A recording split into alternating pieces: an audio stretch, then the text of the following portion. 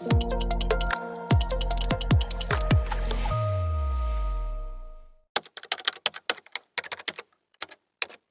to use an airbrush for Gundam models.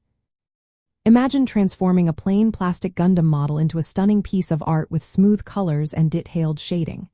That's what an airbrush can do for your Gunpla collection. Using an airbrush might seem tricky at first, but once you get the hang of it, it becomes a fun part of building and customizing your models. First, gather your equipment. You will need an airbrush, preferably a dual-action trigger type that lets you control paint and airflow separately. Connect it to an air compressor with a hose, and add an air filter to keep moisture and impurities out of your paint. Make sure you paint in a well-ventilated area, or use a paint hood to stay safe from fumes. A gas mask rated for paint fumes is also a good idea. To start, clean your model parts thoroughly with soap and water to remove oils or mold releases agents. Once dry, apply a primer or surfacer to create a uniform surface.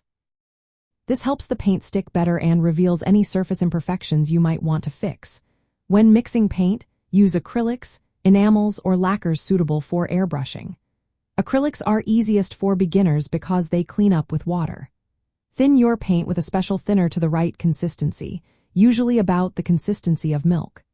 Thick paint can clog your airbrush, while too thin paint might run or not cover well.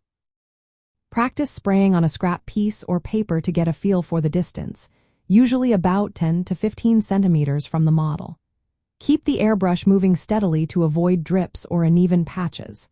Adjust your compressor pressure between 15 and 30 pounds per square inch to find the right balance for your paint. Use smooth, circular, or sweeping motions to spray evenly. For more depth, try techniques like pre-shading, where you paint shadows before the main color, or post-shading to add darker areas after the base coat. You can also use the black and white technique by starting with white and adding black to create shadows, which is simple and effective. Let each layer dry completely before adding another to prevent smudges or peeling. Applying a clear coat afterward protects your work and can give a glossy or matte finish. For collectors, airbrushing allows you to customize your Gundam action figures with unique color schemes or weathering effects, making each piece one of a kind. Remember to clean your airbrush thoroughly after each use to keep it working smoothly for your next project.